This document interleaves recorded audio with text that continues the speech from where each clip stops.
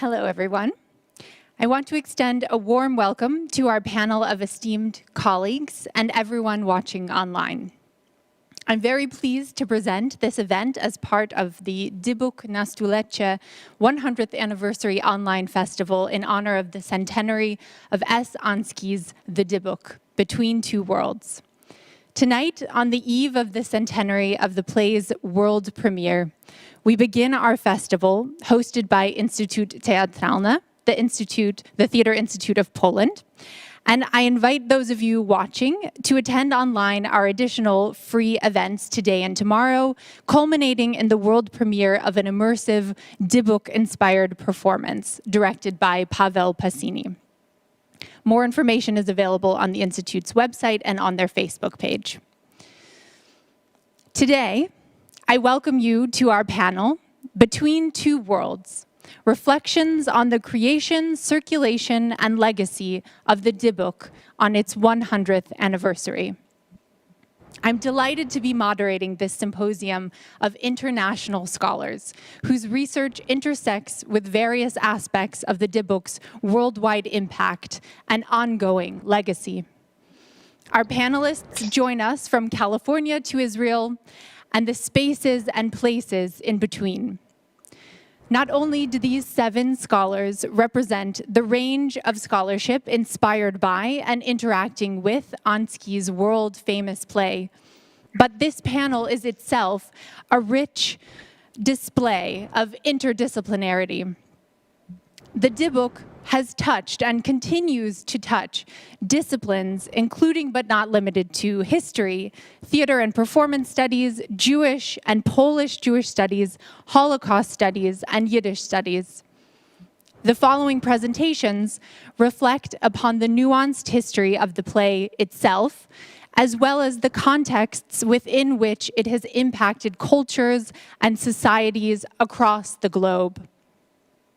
Indeed, it would be difficult to overstate the impact of the Dybbuk over the past century. And over the next 2 hours, I feel confident that our audience will get an inspiring sense of that.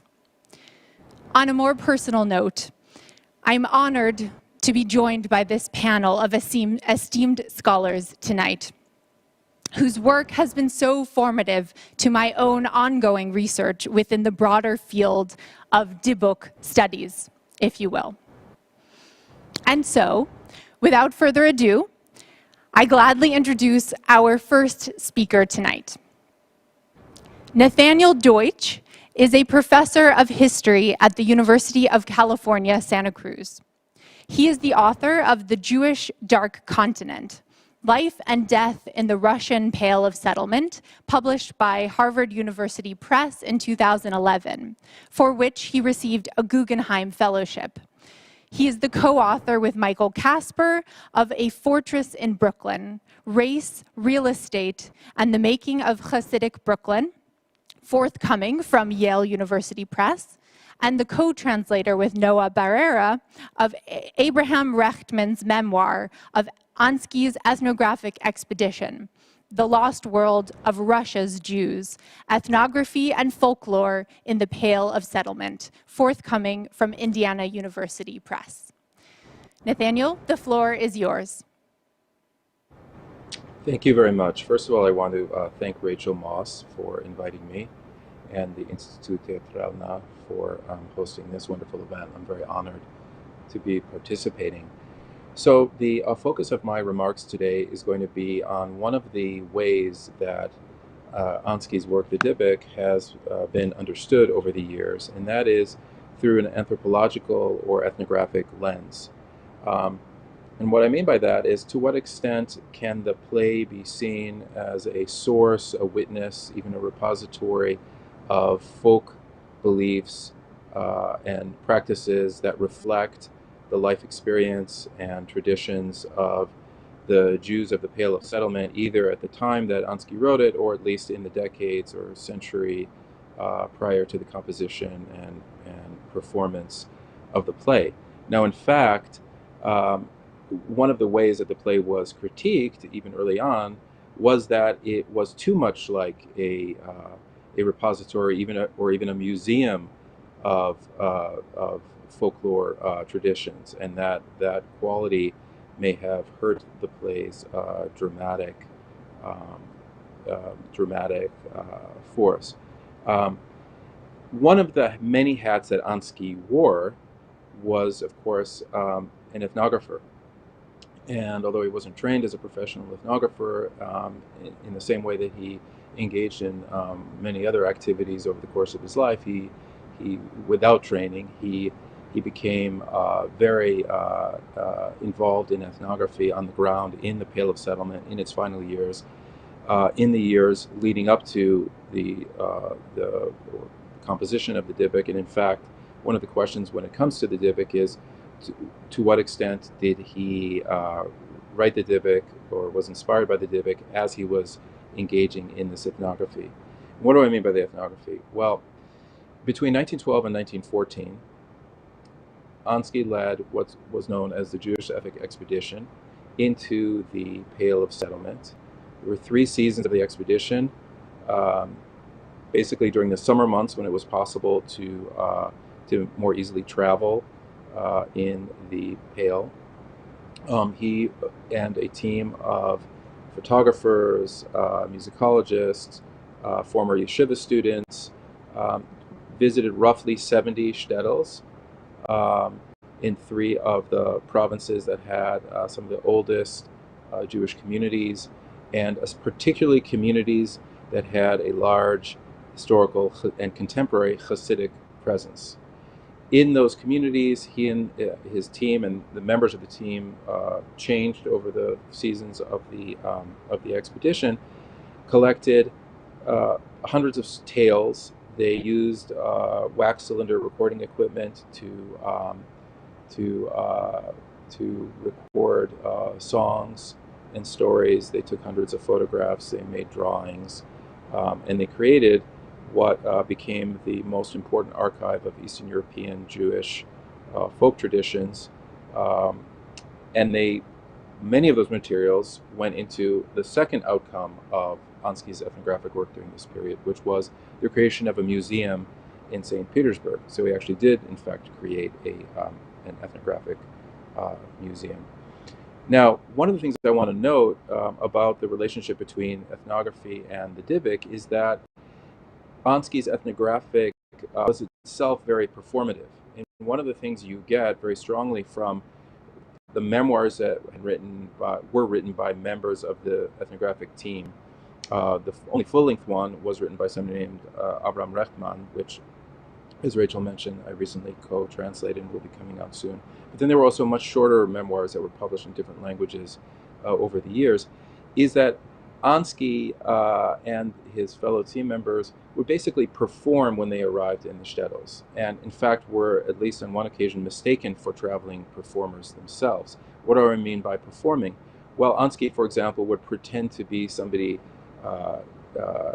sick, and one of his assistants would approach a female healer in a town and basically have her perform a healing herself in order to help Ansky.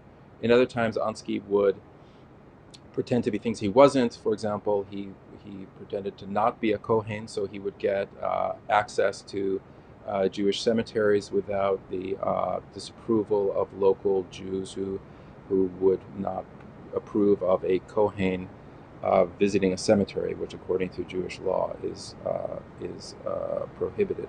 So performance, we could turn it around and say, to what extent did the kind of dramatic impulse that and interest that led Ansky to compose the Dybbuk actually inform the ethnography itself? Another outstanding question is, to what extent did what Ansky discovered on the expedition influence the composition of the Dybbuk, which basically coincided with the expedition, at least to some degree. And perhaps others will speak on the actual composition of the Dybbuk later.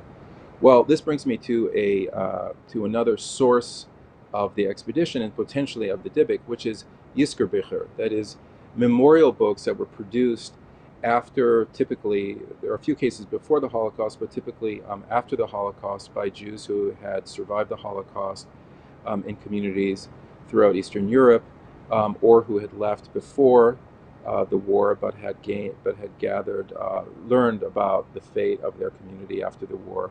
And in a number of these Yizkor or memorial books, we have descriptions of Ansky's visit to the town, and including claims that while in a particular town, Ansky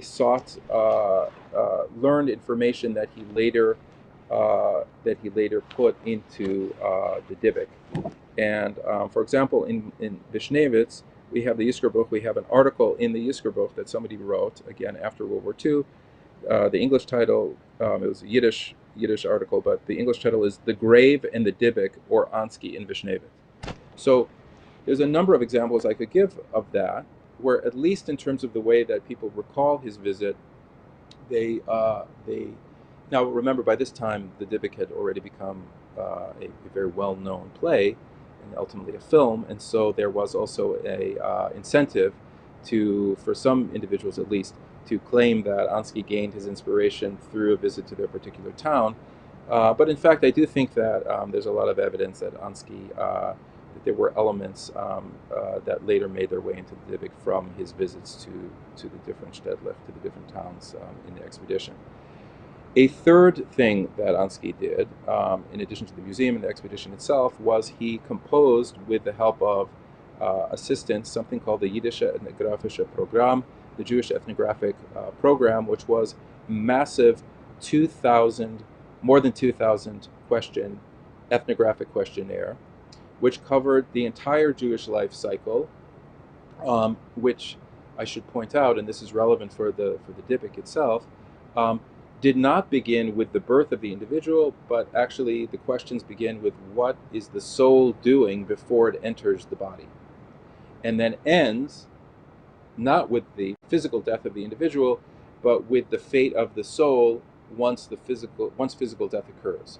And here we do see a number of questions in these more than 2,000 questions that are explicitly related to elements that we will later see in the Dybbuk. The questionnaire was never distributed, I should point out. Ansky intended to distribute this questionnaire very widely, hoping that it would therefore extend the reach of the expedition beyond the visits that he and his team could do, and then people would answer the questions and return it to him and his fellow workers. But because of World War I, it was never distributed. Nevertheless, the questions reveal what was on Ansky's mind, and among those things were things like, for example, a section called The Wedding. This is question 938. Do you know of cases or stories from the past in which a match was made between children before they were born? So this is a question that clearly has relevance for the Dybbuk. Later in the questionnaire, towards the very end, we have a number of questions on Dybbuks, and I'll just read a couple of them. This is 2034. Do you know any stories in which the soul of a dead person that cannot find rest becomes a Dybbuk and attaches itself to a living person? What does a Dybbuk usually say and cry? For which transgressions does a Dybbuk enter a person? Does a male Dybbuk enter a female, or vice versa? In whom does a Dybbuk enter in a majority of cases, in a male or in a female, in an older person or in a young one? What skulas or special practices and remedies do people employ in such a case to exercise the Dybbuk? Are there particular rabbis who are famous for exercising Dybbuks? So one can imagine that had Ansky got answers to these questions through the questionnaire, perhaps they also would have informed the way he composed the Dybbuk. But it's pretty clear that he had a strong interest in this phenomenon at this time, and that on the ground he did in fact learn things that would inform the composition of the play. So the last thing I want to say, because I only have a few minutes, is something that Ansky raised in the introduction to the Jewish ethnographic program, to this questionnaire, and that is, what was his goal in conducting this ethnography? Now, on the one hand, we could accurately say that he was participating in what ethnographers have described as salvage ethnography. That is, the collection, documentation of traditions that are perceived, often accurately, to be on the verge of disappearing. And Ansky explicitly says that he is writing at a time when the Jewish folklore and folk life of the Pale of Settlement is literally under fire because of pogroms, because of assimilation, because of war, and that if he doesn't document it now, it may disappear forever. At the same time, however, Ansky articulated a more optimistic note, in which he said that it wasn't just about documenting things that would soon be gone, but actually using those traditions as raw material to create a new, vibrant, future-oriented Jewish culture. And he uses the Yiddish term Aufleben, which can mean something like Renaissance.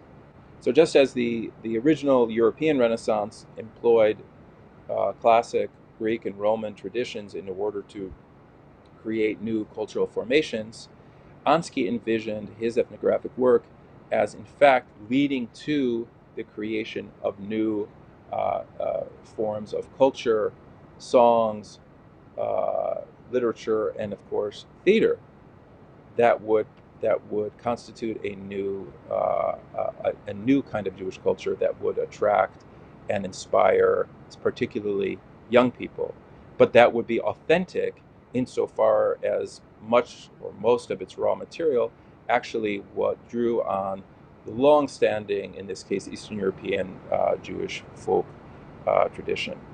And it is in this vein that I think we can also see the Dybbuk. And in fact, I would argue that the Dybbuk represents both the kind of pioneering work in this regard, because unfortunately Ansky died, with it roughly at the time of its performance, but also the apex of this desire of what was really motivating his ethnography, which is to say that you would produce something that spoke to people in the here and now and into the future. And as we can see, just by the very fact that we are 100 years later, gathering today virtually from around the world to discuss the Dybbuk, he succeeded. And so that's really where I would like to end. Thank you. Thank you so much for that, and absolutely ending on this incredibly fulfilled note of what exactly the Dybbuk has become, and we will hear more about throughout the evening as well. So thank you. And now we turn to our next presenter, who is Ruthie Abeliovich, a theater historian based at the University of Haifa in Israel. She is the author of Possessed Voices, Oral Remains from Modernist Hebrew Theater, published by SUNY Press in 2019, and co-editor of A Stage of Their Own, 7 American feminist plays in Hebrew, and co-editor of Borderlines, Essays on Maps and the Logic of Place, published by De Gruyter in 2019.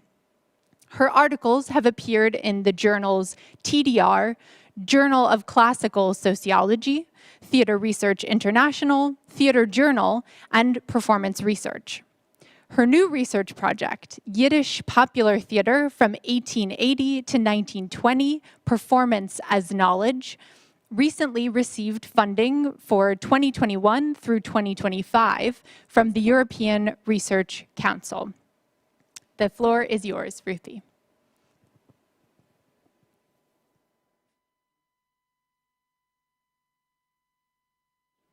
Ruthie, your mic is muted. Are you able to unmute? Yeah. Perfect. So thank you, Rachel. Thank you so much. I'm very happy to be here. I have a PowerPoint presentation, which, thank you. Okay, so as we just heard, and I'm sure that we'll hear throughout this evening, the Dybbuk has widely been acknowledged as the foundational theatrical cornerstone of Jewish modernism. And the attempts to understand and historicize this dramatic creation have up-to-date focused mainly on its ethnographic background, placing the limelight on folklore materials dramatized by Ansky and adapted to the theater stage. This historical narrative, as I wish to demonstrate today, has marginalized the influences of Yiddish popular theater on the formation of Ansky's drama. I think we can move to the next slide. Specifically, research on the Dybbuk has entirely ignored prior Yiddish theatrical performances of Dybbuks staged before Ansky's play as early as the 1880s in the US. I think we can move to the next slide. So by doing so, it has eschewed the artistic influence and cultural impact of Yiddish popular theater upon modern Jewish culture and unfairly narrowed the artistic prehistory of Ansky's play. So my presentation discusses a dramatic precursor of the Dybbuk, which preceded the Vilna troupe's performance of Ansky's iconic play by a generation. From a broader perspective, I propose a reconsideration of the theatrical legacy of the Dybbuk, extending its historiography to include popular Yiddish theater performances as significant influences on modernist Jewish culture. This argument is premised on understanding that Ansky's ethnographic expeditions not only retreated to tradition, but also encompassed manifestations of Jewish popular culture and, in particularly, the mass medium of its time, the theater. So I think we can move to the next slide, please. Thank you. At the end of the 19th century, almost 3 generations before Ansky wrote the Dybbuk, 2 different musical theater productions titled Der Dybbuk were performed across Eastern and Central Europe as well as the United States. As I shall demonstrate in what follows, these dramatizations presented a different storyline and interpretation of the notion of the Dybbuk than Ansky's play, and yet, at the same time, their plots bear profound resemblance to his. These variations were authored by 2 of the most prolific popular Yiddish dramaturgists, Moshe Professor Isha Levi Horvitz and his main competitor, Joseph Lateiner. Lateiner and Horvitz played a pivotal role in the transnational scene of popular Yiddish theater in both Europe and the United States. They created a distinct body of dramatic works that brought folklore to the popular stage, juxtaposing Jewish themes and biblical narratives with non-Jewish elements. So due to the shortage of time, I will only discuss here today Lateiner's version of the lore, and I think we can move to the next slide. Thank you. Lateiner's theater production of the Dybbuk was a musical comedy. It premiered on March 27, 1880 at the Mariinsky Theater in Odessa. The dramatic plot of this performance tells the story of a young Jewish woman named Amelia, who is in love with a non-Jewish Frenchman named Leon. Amelia's grandmother, however, does not wish for her granddaughter to marry a Gentile, and instead she has arranged to marry Amelia to the local rabbi named Itche Meir, who deceives the grandmother by promising to say Kaddish over her grave in exchange for Amelia and her dowry. The local rabbi then plots with his evil assistant to capture and chase Leon away, thus preventing any chance of him secretly marrying Amelia. In the meantime, Leon and his servant Falik, and here enters the Dybbuk, Falik is a Dybbuk, they plan with Amelia to run away and marry.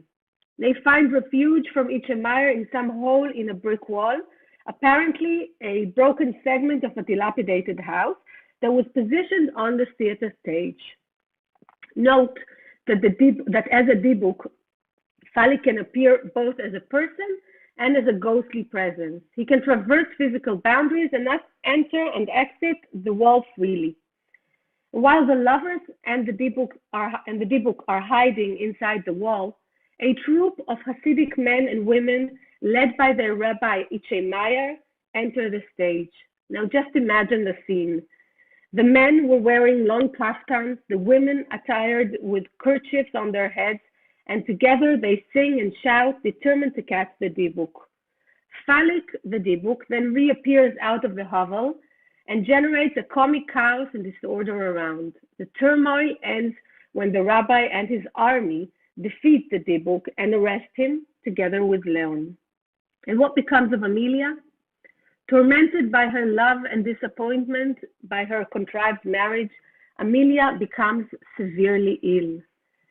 The turning point of this melodrama takes place when the grandmother dreams of her dead daughter's spirit, Amelia's mother, resurrecting from beyond the grave and asking after her daughter. In the dream, Amelia also appears as an angel, thus foreshadowing what may befall her if prevented from marrying the man she loves. Alarmed by this vision, the grandmother aborts from the plan and approves Amelia's marriage to Leon. Meyer is then confronted by the local town officials, as well as 4 of his wives, and accused of fraudulence and bigamy. The play ends in the spirit of a comedy, with the release of Falik the Dybbuk and the happy wedding of Leon and Amelia, accompanied by cheerful singing. In 1880, this production was performed by Zygmunt Mogulesko's theater company, featuring Mogulesko himself cross-dressing as the grandmother. 4 years later, and I think we can move to the next slide. Please, thank you. 4 years later, this play debuted in New York's Lower East Side Oriental Theater with a different cast, including Lateiner himself, playing the deceitful rabbi. In 1898, Lateiner's Dybbuk was once again staged at the Thalia Theater in New York, with Mogulesko recreating his acclaimed role as the grandmother. A review written in the New York newspaper, the Yiddish Gazetten, in 1887, provides some clues regarding the theatricality of this show. This review, written by Dr. Ehrlich, praises Lateiner's play for its light humor and wit, and describes the positive responses of the audience, who did not stop laughing during the entire performance. He describes the Jewish characters depicted in this production as parodying what he perceived as early as 1887 to be a declining, primitive, impoverished shtetl. For instance, the religious characters in the play, especially the crooked rabbi, is portrayed as a corrupt local magnate who extorts and deceives his fellow Jews. He points out that for those who came from there, that is, from the old European Jewish world, and are familiar with the rabbinic institution and its servants, the corrupt rabbi provided a reliable representation of an Eastern European rabbi, fraught with Hasidic idioms, Hebrew tropes, deliberately mispronounced, and a heavily Germanized Yiddish. The language on the stage, according to the review, also reflected these traditional elements. Ostensibly, the character of the Dybbuk is not overtly stated in Lateiner's dramatic manuscript. While its appearance in the performance ignited the stage action of the event, Lateiner's script does not explicitly define Falik's character as a demonic being. Instead, it resorts to the Yiddish idiom nicht gut. Reviews from this performance, however, elaborate on the highly physical role of the Dybbuk.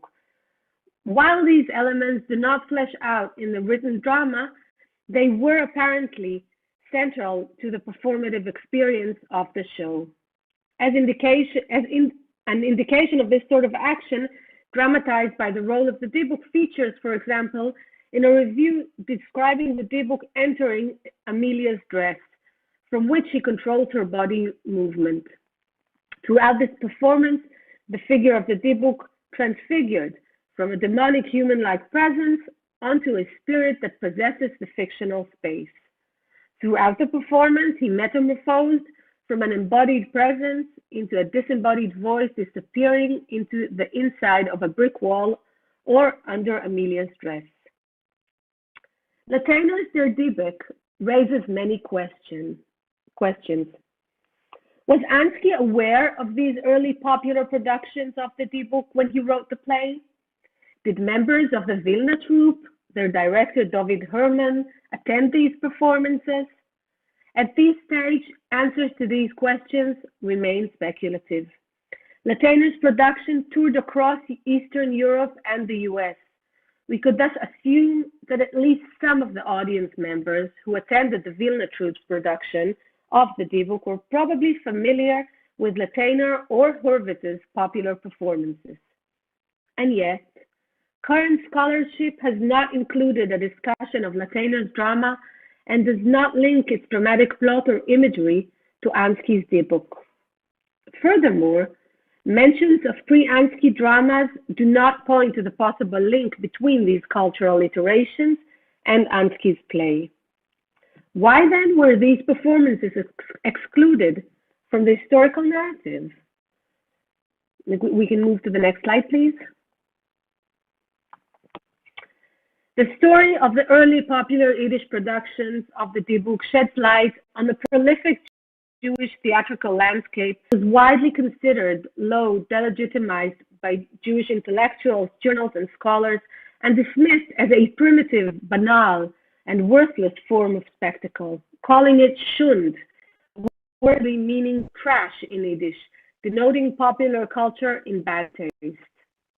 This theater produced a staggering volume of theatrical entertainment that was attended by millions of Jews. During its heydays, Yiddish theater was part and parcel of urban Jewish life, and as going to the theater literally meant going to the people. This was not a didactic theater. In fact, the opposite would be more accurate.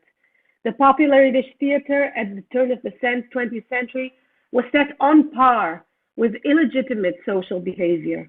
It was considered an affront to the norms of respectability, marriage, and procreation. Jewish cultural elites endeavored to regulate the cultural processes that Jews underwent by determining the artistic models appropriate for Jewish culture. And indeed, the struggle against shund was fierce on account of the accelerated Jewish modernization processes and the aspiration of its leading intellectuals and writers to revolutionize Jewish culture. And we can move to the next slide, please. Thank you. Chaim Nachman Bialik, the Hebrew translator of Ansky's play, epitomized this position with relation to the Dybbuk when he derogatorily addressed Ansky's source material. I have the impression that as a collector of folklore, you combed through the garbage dumps. You picked up your little fragments of folklore and pieced together the remnants of all sorts of clothing into patches and took those patches and sewed them together into a sort of crazy quilt. Bialik dubs the sources of Ansky's play rubbish and refers to the folklore dramatized in the play as worthless materials fabricated together into an eclectic texture. I contend that Bialik's use of the word garbage here is more than a metaphor for the ethnographic source material. It also encompasses the other materials out of which Ansky conceived his play, the marginalized shund Yiddish theater. To sum up, Ansky's canonical play, as I've attempted to show, not only points towards cultural revival and Jewish modernism, but also to the influences and bidirectional feedback between shund, that is trash, and kunst, that is art. Integrating shund into the theatrical legacy of the Dybbuk generates a fresh take on the current historical narratives, proposing a story that parallels the legitimate, praised, highbrow Jewish culture and weaves into it popular entertainment. Re-examining the history of the popular Yiddish theater opens up the possibility to revise what we have long understood as the foundational cornerstone of Jewish theatrical modernism. Ansky did not create the Dybbuk out of nowhere. He rather composed a variation on a Hasidic theme that was long part and parcel of Yiddish popular culture. Shifting this theme from farce into tragedy, from Yiddish to Russian, his version of the Dybbuk brought together folklore and theater, ethnographic recording, and theatrical reproduction. Along with these shifts, the phenomenon of the Dybbuk metamorphosed from an embodied demon into a spiritual force, a harbinger of Jewish modernist folk lines. Thank you.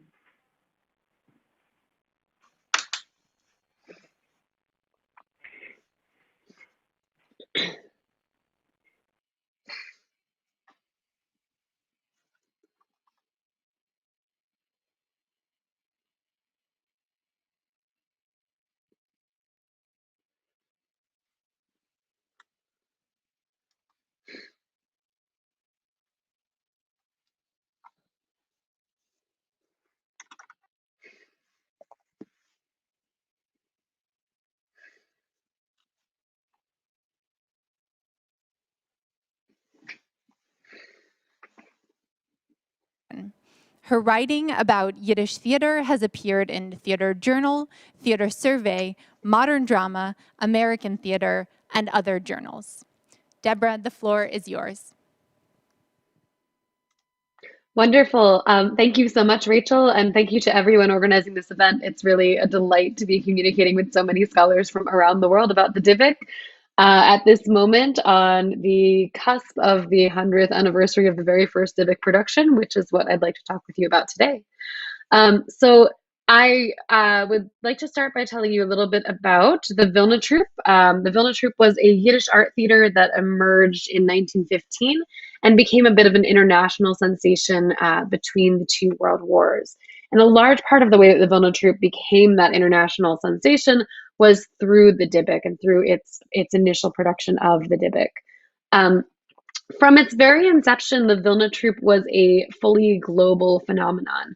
The Vilna Troupe traveled almost constantly over the course of nearly 20 years, exporting its productions across 5 continents via vast itinerant networks of affiliated actors and subsidiary companies. Just about a year after its founding, the Vilna Troupe actually left Vilna for good, never again to remain in one place for more than a few months at a time. With Yiddish speakers increasingly scattered around the world and without the access to the kinds of government subventions, dramatic academies, established performance spaces, or any of the other benefits that nationally based theaters tend to have at their disposal, constant travel was a way for a Yiddish theater company like the Vilna Troupe to survive and thrive between the two world wars. And something that I've written a lot about is how the Vilna Troupe embraced its itinerancy, its nomadicness, as a source for theatrical creativity. When the Vilna Troupe started, it was not known as the Vilna Troupe. It was known as the Verein von Jiddische Dramatische Artisten, or FADA. It became the Vilna Troupe on the road as it traveled. People started calling it that troupe from Vilna, or the Vilna Troupe.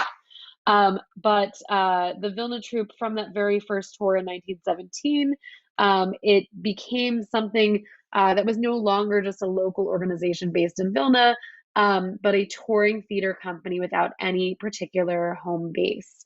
And it was on the road that the Vilna Troupe developed its most famous production, the production that defined its reputation and that brought the company to the attention of the world.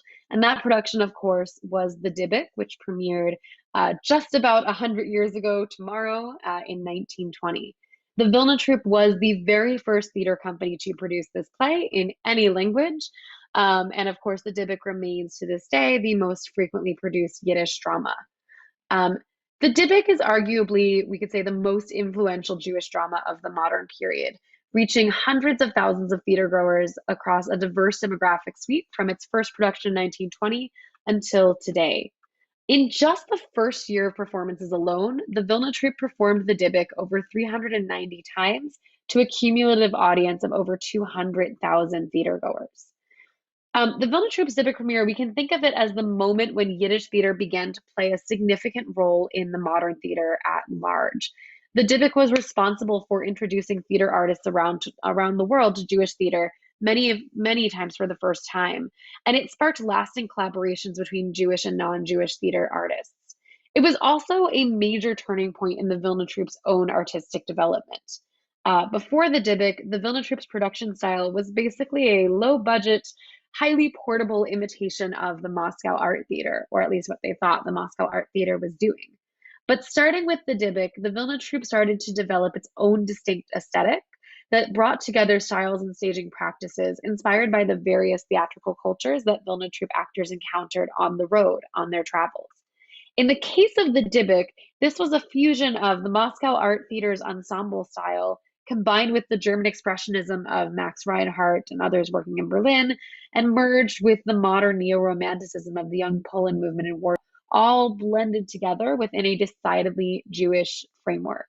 And it was, I argue, this transnationally sourced aesthetic that both gave the Dybbuk its distinctive mood and also helped make this play into a 20th century landmark. Now, when the Vilna troupe first agreed to produce the play at the request of an aging and rather desperate Ansky, who had spent much of his career unsuccessfully trying to convince other directors to stage the Dybbuk, the company realized that they had a significant problem. The play, the Dybbuk, was heavily steeped in the culture of Hasidic Jewry, and the members of the Vilna troupe, on the other hand, were committed secularists whose idea of holiday observance involved adding more shows to their schedule, not going to shul or davening or participating in Jewish religious life. Now, at this point, the Vilna troupe had developed a reputation for serious dramaturgical rigor and for a certain realism.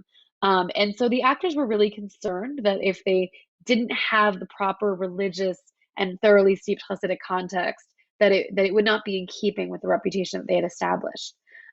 Compounding the problem, of course, were the peculiar circumstances surrounding the production. It's likely that Ansky himself would have been a significant resource for the Vilna troupe. In fact, they started developing this production in consultation with him, but he died just a few weeks after meeting the members of the Vilna troupe for the first time. In fact, most of the actors in the Vilna troupe did not even learn that their company was planning on producing the Dybbuk until Ansky's funeral, when the Vilna troupe's business manager, a savvy marketing genius named Mordechai Mazo, announced before a crowd of 80,000 mourners that the Vilna troupe would be performing a production of the Dybbuk, the first ever production, in just 30 days' time, at the close of the traditional period of public mourning prescribed by Jewish law.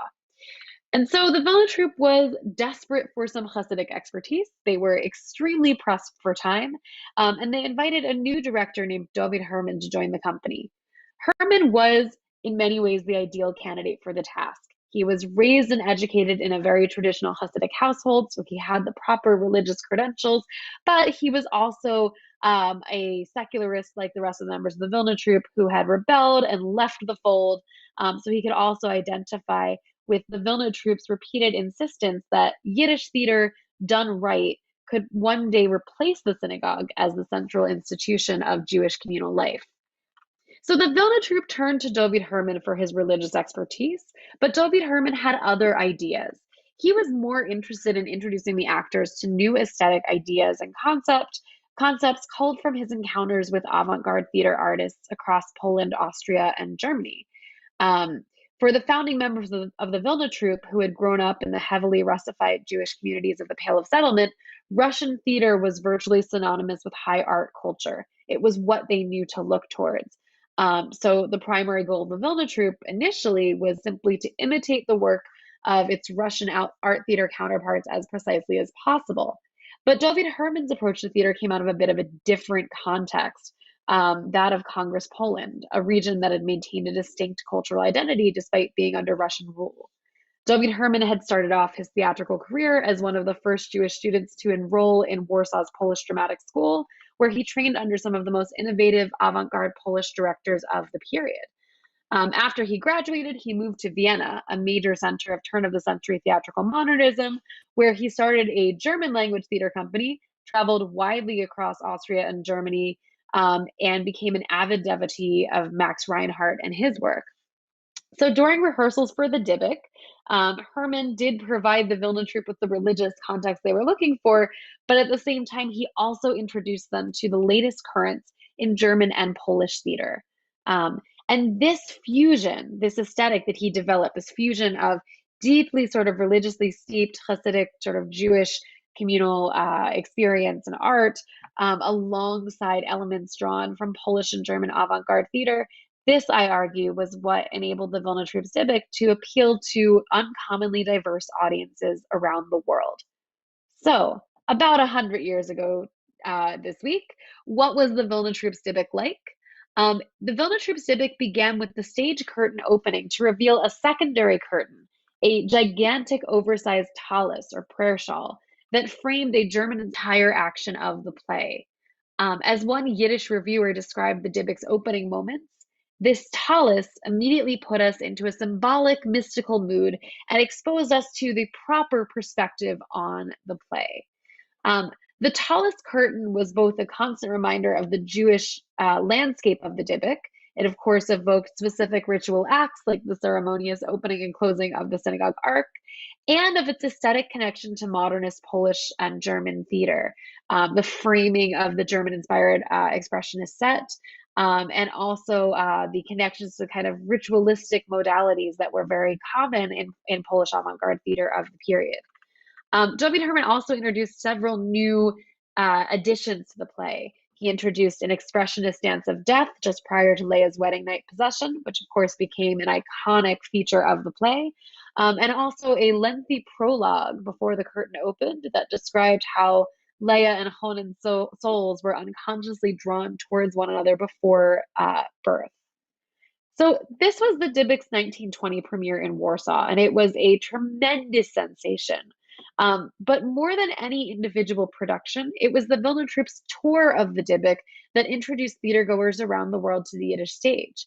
And the explosion of the Dybbuk's international reputation was enabled by the existence of multiple versions of the production that toured simultaneously, which gave theatergoers the impression that the Dybbuk was everywhere all at once. So prior to the production of the Dybbuk, the first production, in 1919, there was a lovers' quarrel in the Vilna Troupe that split the original company in two. So starting with that, there were always several Vilna Troupe companies operating simultaneously in multiple locales. And all of these companies were constantly on the move. Now, this multiplicity of multiple Vilna Troupe companies using the same name, the same logo, and working with basically the same repertoire of plays was also further complicated by the fact that many of the individual actors in these companies, they themselves frequently shifted their allegiances between multiple incarnations of the company, sometimes season by season, sometimes production by production. So you had hundreds of different actors in different versions of the Vilna Troupe performing the same plays at the same time in different places, all of which were sort of on the move and traveling. So with the Dybbuk, in 1920, the premiere production opened in Warsaw. It was a huge, massive hit. And then a few months after the Warsaw premiere in the winter of 1921, a second Dybbuk production opened in Berlin. And this production was a copy of the original, but with completely different actors run by a completely different Vilna troupe. And this Dybbuk was actually directed by David Herman, the very same director who directed the production in Warsaw. So he was able to sort of direct a carbon copy of that original production in another city with a different group of actors. And so since the director was the same, the aesthetic was the same, a lot of the reviewers and spectators were unaware that the production was actually a second original. With these two productions happening at the same time, I had reviews coming out of Eastern Europe and reviews coming out of Western Europe, from different cities all over the place, and what each company was doing only furthered the reputation of the play and only furthered the reputation of the company itself. So this apparent geographical omnipresence enabled the Dybbuk to become what I would call the interwar equivalent of a viral sensation, with a global reputation that was quickly disseminated all across Europe and eventually across the rest of the world by the Vilna Troupe's network of itinerant performers.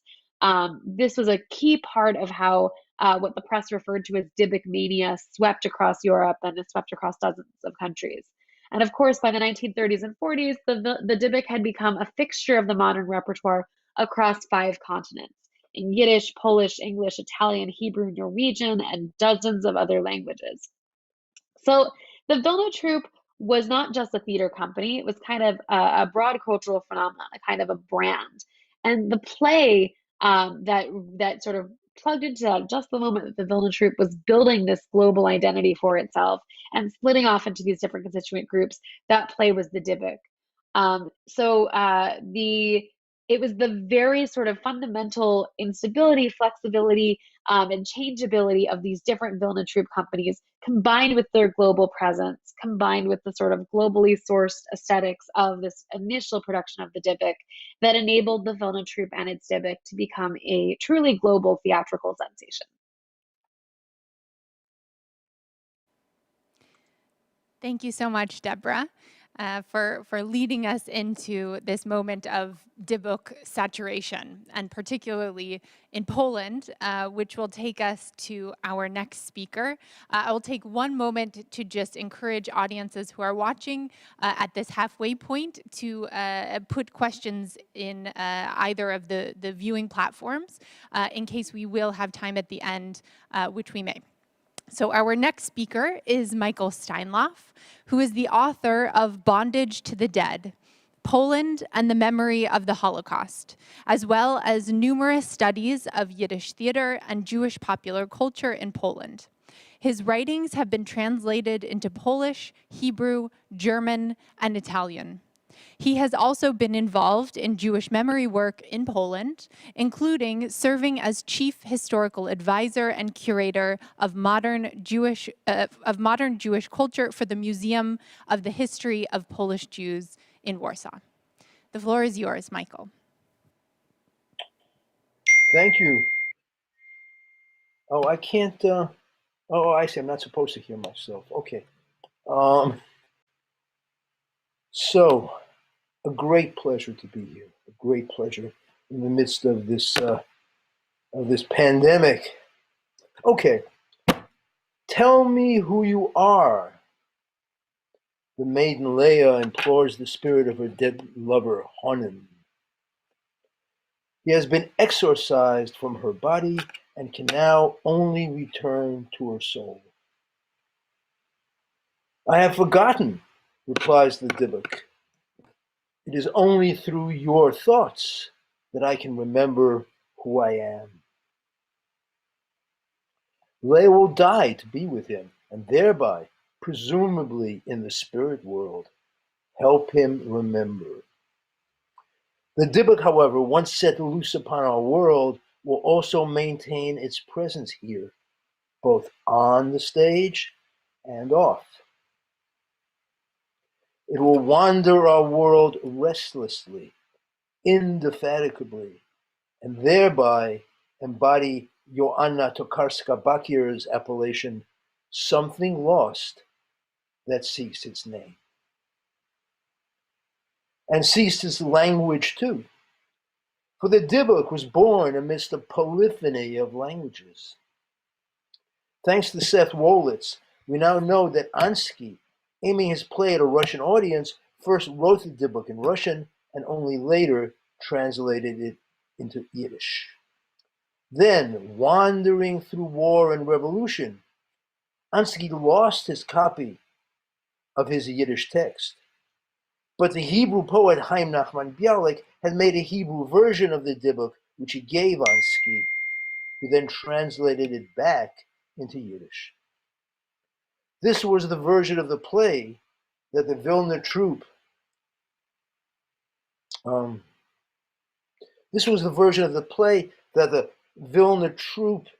sorry, I lost my thought.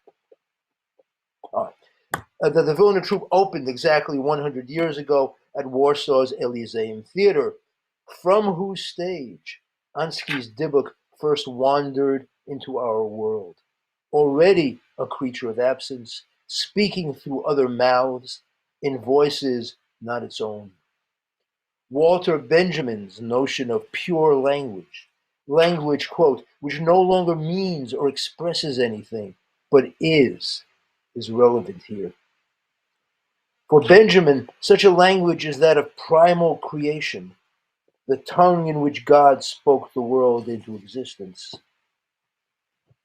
Or is it a vile caricature of the language of creation, recalling Bruno Schulz's overripe, rotting travesties? Or is it both?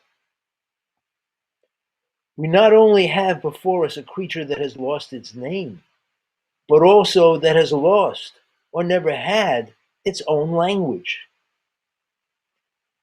Yiddish, then, the oft-derided so-called jargon, a helter-skelter mashup of the serious languages of the world, is an excellent vehicle for a Dybbuk speech.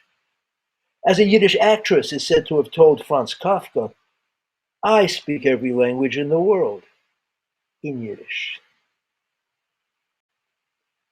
Finally, there's the Dybbuk's creator, Shloy Mezan Rapaport, who took the name Ansky, meaning no name or any name. Ansky's biographer, Gabriela Safran, cites the anarchist Bakunin to gloss Ansky's decision. The revolutionary does not have his own interests, affairs, feelings, habits, not even a name. Furthermore, Ansky himself, as Safran shows, was a wandering soul and a shapeshifter. Like his Dybbuk creation.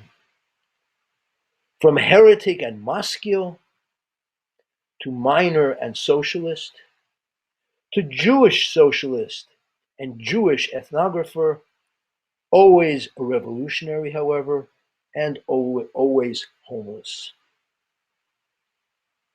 Jewish and Russian, but neither fully, often empty. His Dybbuk, whether on the stage or off, was, like its creator, a multivalent creature, a being capable of containing vast and varied stores of changing meaning, and at the same time, no more. As we know, in the interwar period, the Dybbuk became the most popular play in the history of Yiddish theater. And more. It inspired a phenomenon that contemporaries refer to, ironically, as the Dybbukiada. Today, I'd like to follow the play and the trope, can we call it a meme perhaps, into post-war Poland. During the war, it apparently vanished. In communist Poland, the play was staged in Yiddish only to small audiences of survivors by Ida Kaminsky's State Yiddish Theater. It remained unknown to Polish audiences. But in 1988, with communism in its final throes, the Dybbuk returned. Andrzej Wajda staged the play in Krakow and simultaneously with the National Theater Habima in Israel. The previous year, Jan Boński's essay, The Poor Poles Look at the Ghetto, had triggered an unprecedented public soul-searching about Poles' responsibility for their Jewish neighbors during World War II. Jews, Boński wrote, had, quote, shared our home, lived on our soil. Their blood has remained in the walls, seeped into the soil, and has also entered into ourselves, into our memory, unquote. But, quote, when we lost our home, and when, within that home, the invaders set to murdering Jews, did we show solidarity towards them? Unquote. The year after Wajda's production, the bitter international controversy about the presence of a convent at Auschwitz burst onto the pages of Polish newspapers, side by side with news of the first free Polish elections in over half a century. In this context, lavishly staged productions of the Dybbuk by the national theaters of Poland and Israel, directed by Wajda, an artist centrally identified with the Polish national vision, made a powerful statement. Wajda's Dybbuk summoned an exotic, lost Jewish world that he linked directly to the Holocaust. In one scene, a long line of traditionally dressed Jewish men moves through the audience and onto a darkened stage. Here was the apotheosis of the black-garbed, death-shrouded Jew, first evoked in Jerzy Kabelerowicz's 1983 film Austeria and subsequently recalled throughout the 1980s by a generation for whom retrieving memory was a blow for freedom. Today, at a time when the word Dybbuk means almost nothing to the Jews of the world, not to mention to non-Jews, the Dybbuk has charted a path through Poland, from the Polish imaginary and into public discourse. One journalist catalogs the particularly brazen Dybbuks in Polish public life, while another attacks the so-called anti-Polonism of Jan Gross by referring to him as a Dybbuk. Then there's a Polish video game called How to Become a Dybbuk. And there's also Double Dybbuk Bourbon, vintage 2018. It is not only the Dybbuk that has returned from pre-war Poland. The electoral victory of peace in 2015, a party that proudly inherits the entire legacy of the pre-war National Democrats, the Endecja, formalized the return of a virulent Polish ethno-nationalism to a commanding role in Polish society.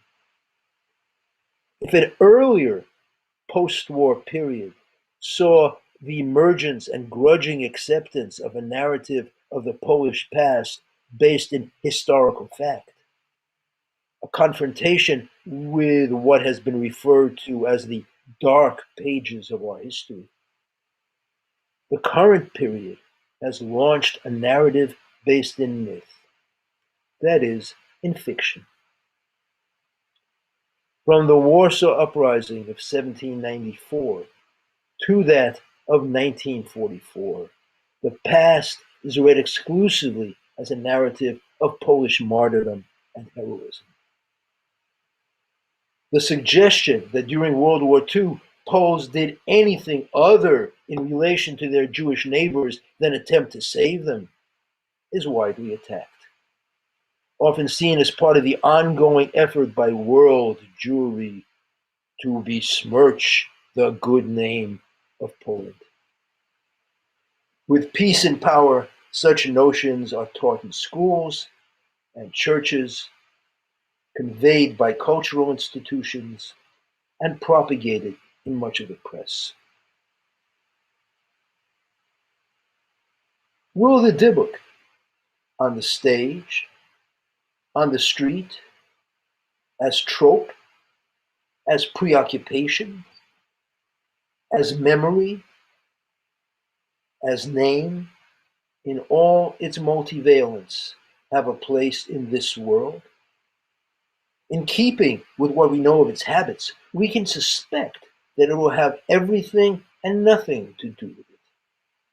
First, in the presentation of Life and Not Death in the Polin Museum of the History of Polish Jews, in the Krakow Jewish Culture Festival, and in their many smaller iterations throughout Poland, we discover the tracks of a good Dybbuk. But there is also the inchoate rage of the victims of mass murder, of those who were never able to speak. Finally, there is absence, an absence that can best be approached through the Polish neologism, po-Żydowski. The word can be read as after the Jews, or post-Jewish, as in Świat po-Żydowski, meaning a world with synagogues, courtyards, marketplaces, empty of Jews.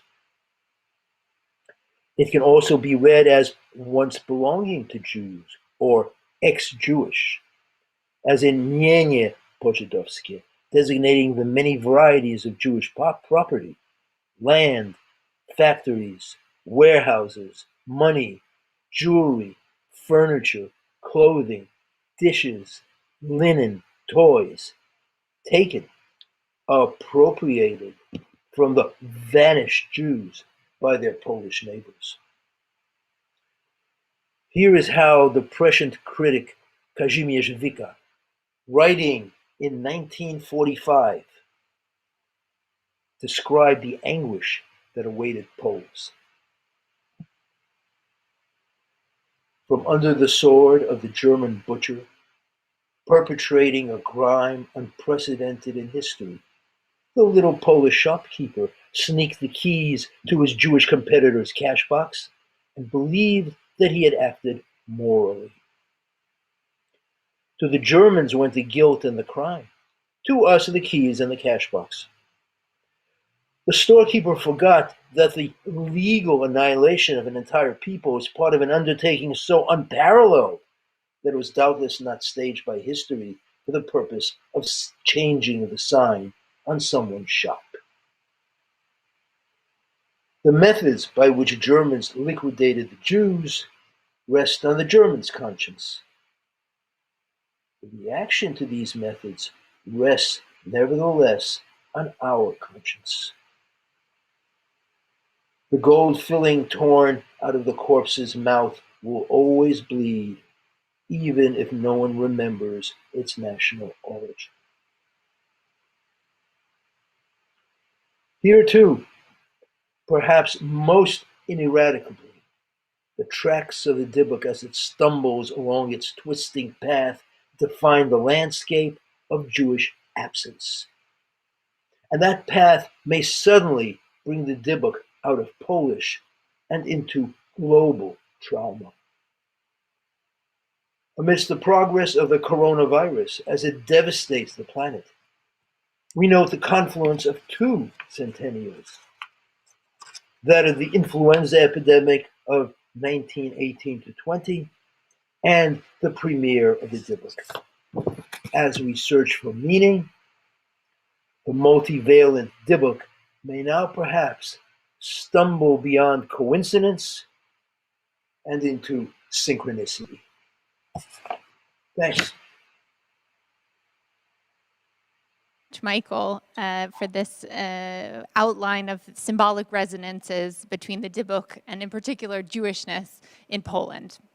And we will continue with this through line to our next speaker, Agata Dąbrowska, PhD, who is assistant professor at the Faculty of International and Political Studies at the University of Łódź. She's a scholarship holder from the Foundation for Polish Science, the Rothschild Foundation Hanadiv Europe, and the Norwegian Science Council. She is currently finishing her book devoted to Shakespearean inspirations in Yiddish theater in Poland in the context of Jewish-Polish, Polish-Jewish, and Jewish-Jewish relations. The floor is yours, Agata.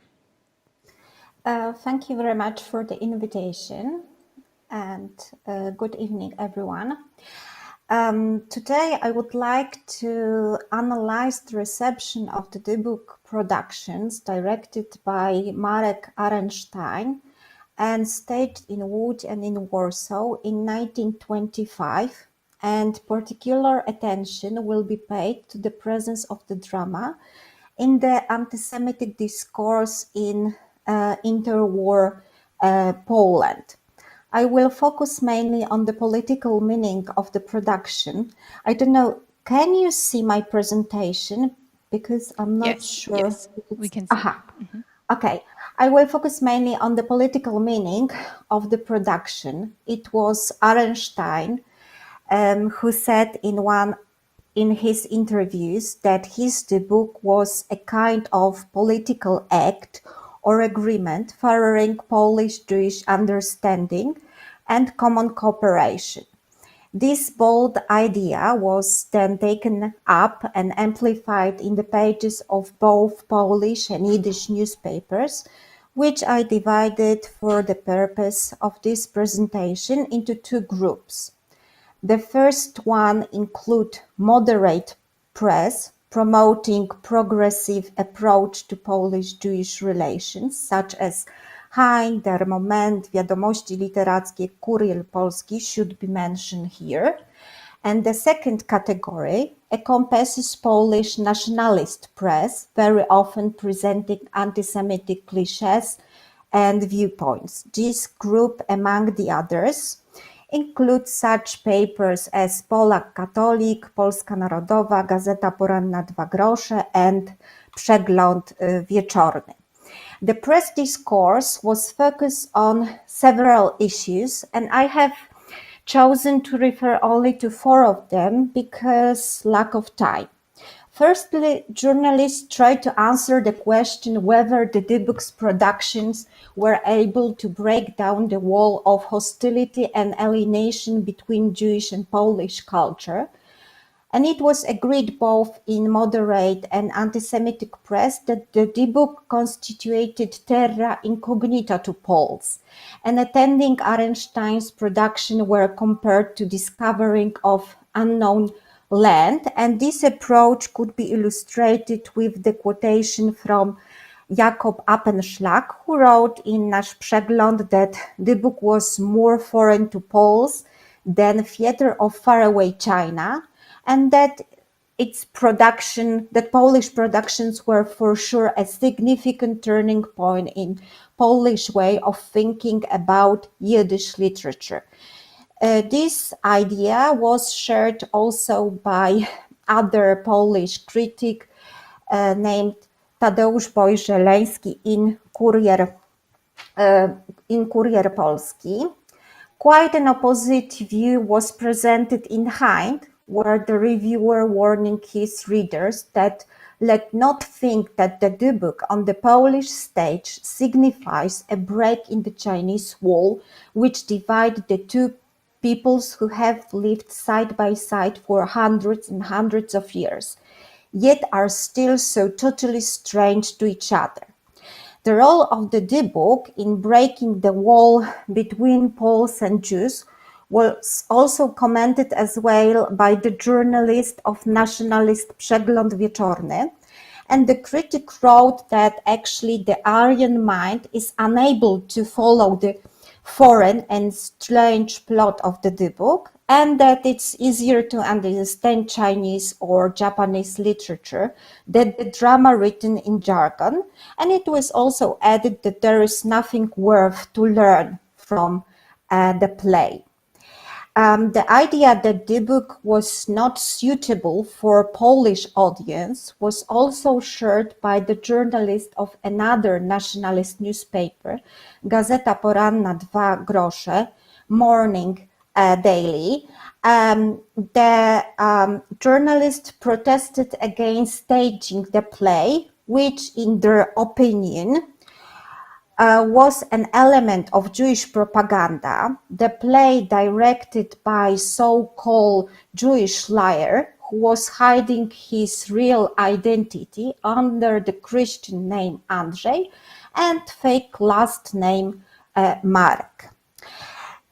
Second issue raising controversies in Polish and Yiddish press was the evaluation of the potential sources of the drama. Some of the moderate press critics tried to prove that Dybbuk was apparently inspired by Polish Romanticism literature, and for example, Tadeusz Bojżeleński enumerated as a potential source of inspiration such Polish national dramas as Wedding by Stanisław Wyspiański and Forefathers' Eve by Adam Mickiewicz. And this is interesting that this comparison was considered by Polish nationalist press to be a blasphemy. And the reviewer of Polak Catholic protested against describing Ański's drama as Jewish Forefathers' Eve or Jewish Wedding, because he claimed that even if Ański had known Polish drama, he couldn't have used them as a source of inspiration because his play was full of Jewish materialism and chauvinism not present in Polish literature. This is the way it was explained in Polish Catholic. The plot of the drama also met a negative reception from the critics of Gazeta Poranna 2 grosze, who wrote that Dybbuk had pictured mental misery and gloomy vegetation of the Jewish nation, and similar approach was presented in the pages of the Warsaw Medical Journal, where it was claimed that the Dybbuk played a very important role in the so-called racial psychology because it illustrated in details mental illness of fanatical Jewish community. The journalists also tried to answer the question whether Dybbuk should be considered as a piece of literature or merely as an ethnographic work.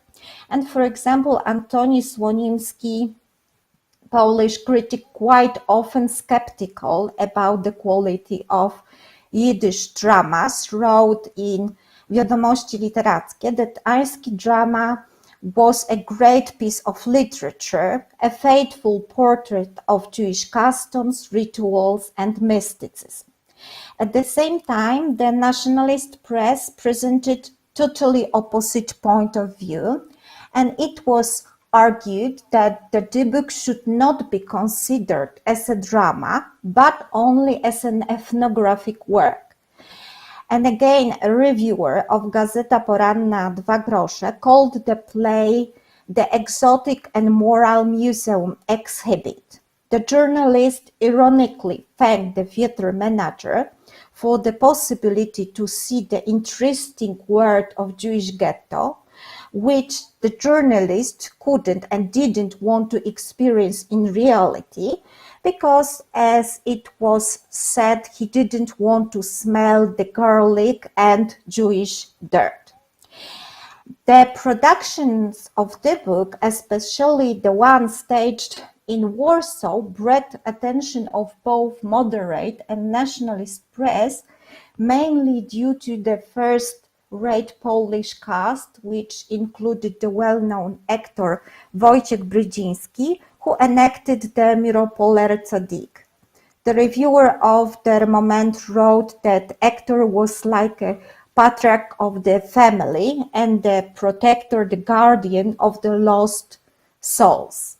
Brydziński's interpretation of Tzadik was also prized by nationalist critics. However, in the pages of Gazeta Poranna, the journalist underlined the fact that the perfect acting was not enough to justify such a treason committed by the Polish actor who decided to act in the Jewish play, and it was debated whether Brydziński might be a crypto Jew.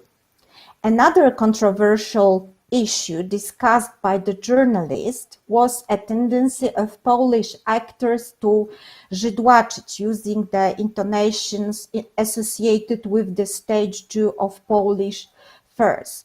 Żydłaczenie appeared in Łódź production and was strongly criticized in Jewish press, both in Polish and Yiddish language. That's why Arenstein asked his Warsaw actors for avoiding this controversial intonation, which didn't delight the reviewer of Gazeta Poranna 2 grosze. The critic said that he regretted that the director, due to his so-called false feelings, didn't allow his Jewish accent, without which it was very hard to imagine a real Jew. The journalist in the pages of moderate and nationalist press described as well the audience who attended productions in Warsaw and in Łódź, and they also tried to explain the reasons why the theater goers decided to watch the book directed by Andrzej Marek. And the anti-Semitic press prized the nationalist spectators who used the book in their, it was called, struggles against Jews. Once the nationalist theater goers decided to buy all tickets to the performance in Łódź, as it was explained in the newspaper, in order to see the allegedly real image of exaggeration and superstition present among the backward Jewish masses. Before the performance, the spectators participated in the lecture devoted to the disastrous consequences of reading and watching the Dybbuk. And what is interesting, this lecture was conducted by the local Catholic priest. Also, the moderate press commented on the fully packed theater. And for example, the journalist in the pages of Rozwój called that situation that Łódź theater was fully packed as a serious problem. There was published a satirical poem entitled Dybbuk Epidemic, in which it was asked why Polish audience had to watch day by day and week by week a Jewish drama instead of a Polish one. The question was somehow answered in Dziennik Zarządu Miasta Łodzi. It was said that the manager of the Łódź Theatre shouldn't be blamed for allowing to stage a Jewish play in the Polish theatre, because during financial crisis, money is money, even if it comes from Jews. The issue was continued in the article entitled Struggling for Attention of Sidelog's Audience, published in Polska Narodowa. Its author claimed that the manager of the theater in Łódź was fighting for clients from Piotrkowska Street because he wanted to earn some money, and that's why he decided to stage Dybbuk. It was written in the pages of Polska Narodowa.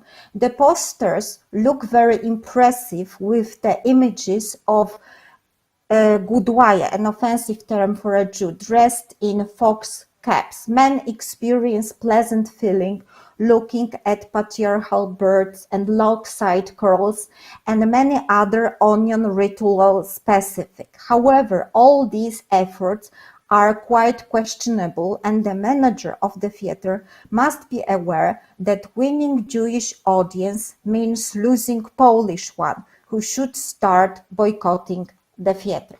So just to sum up, the Dybbuk production were met with enthusiastic reception in the pages of moderate and nationalistic press.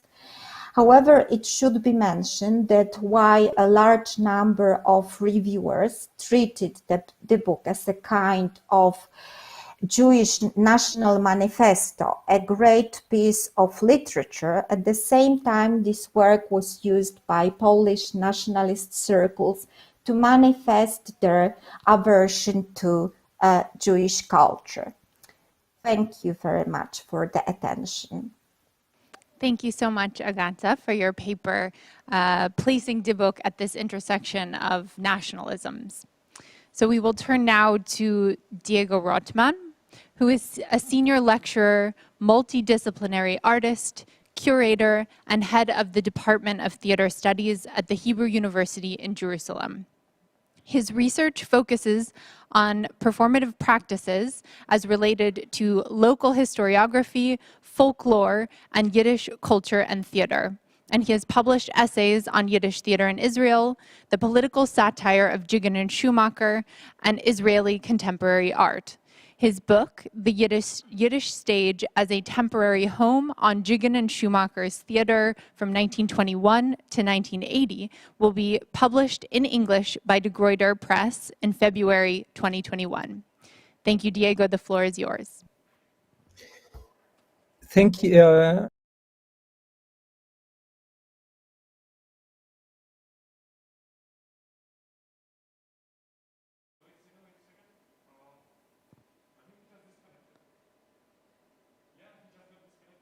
Okay. Is he? He's back. Okay, wonderful. Diego, thank you. Great. Welcome back. Thank you. So thank you very much for inviting me, Rachel, and it's a great pleasure to be here together with such a great group of scholars. So I will start. with the presentation. So we can turn to the next one. In 1937, the Phoenix Production Company, owned by Felicia and Leon Pfennigstein, decided to make a cinematographic version of Ansky's Dybbuk and selected Michał Wasinski, we can change, to direct it, with Lili Liliana playing Leia and her real-life husband, Leon Lipgold, in the role of Honen, we can change, and Avron Morevsky as the Miropol Tzadik. The film disappeared for many years from the collective memory and from the world cinema till its screening in New York in September 1989. Ira Konigsberg described the screening of the restored version of the film using the following mystic formulation. Slide. The dead were returned to life, and a culture long vanished, wiped out by the Holocaust, was resurrected on the screen. The slide is quoting this. Can you change slide? The resurrected but already immortal classic was reinterpreted and resurrected again in 2017 by Aghi Caplan, Shahar Carmel, and the Salamanca group, of which I am a member. In this talk, I will reflect on this resignification of the film in its performative version.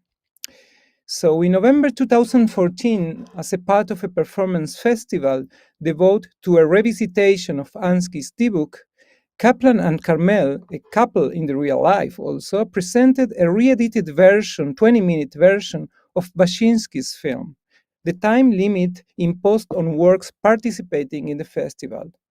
The film was screened in the attic of the former Jerusalem Leprosarium. Caplan and Carmel not only re-edited the film, but also replaced the original music composed by Henech Kohn.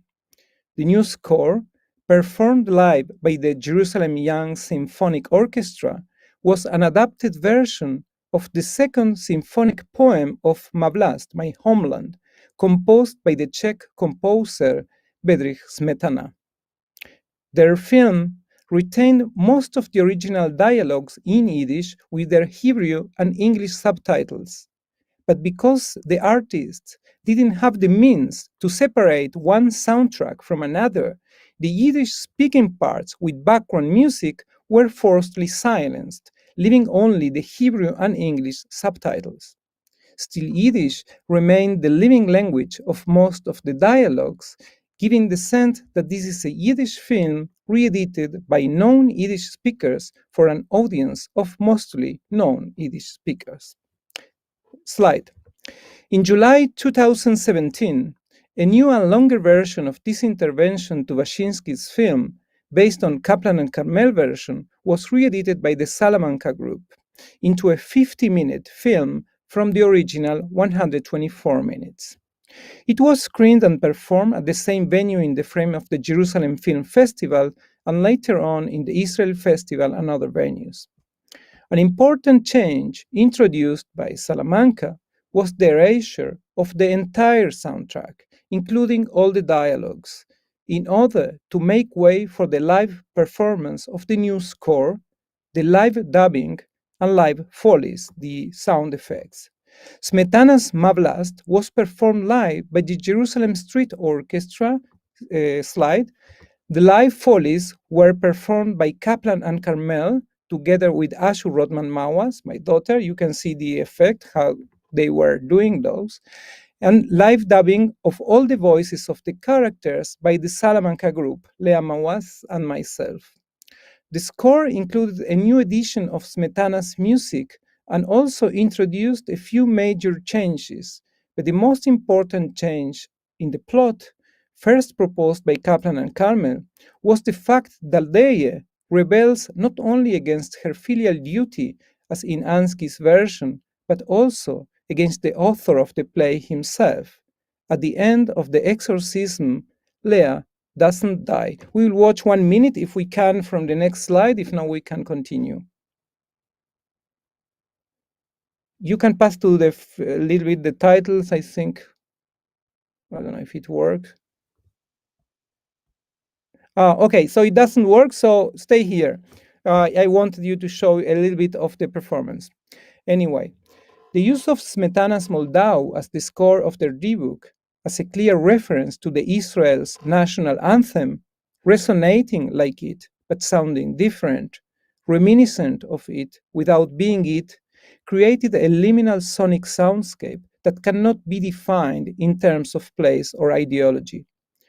The use of Smetana's Moldau is a sonic manipulation capable of stressing the connections and the interferences among different words and traditions, European Romanticism and the nationalism inherent in Smetana's Mavlast, the Zionist Hatikva, and the East European Jewish Dybbuk.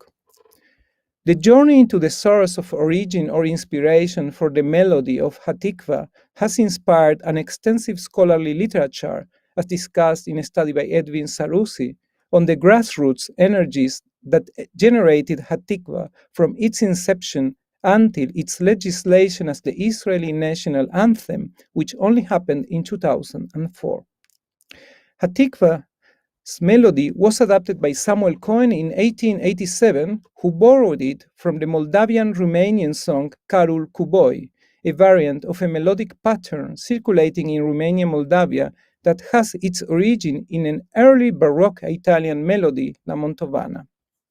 However, the historiographic and popular version that attracted Caplan and Carmel was the one that relates to the first melodic phrase of Hatikva, the first main theme of the Moldau, the second symphonic poem of My Vlast, My Homeland, composed by Smetana between 1874 and 1879, with the ideals of romantic and nationalistic music that characterized the late 19th century. We can change slide.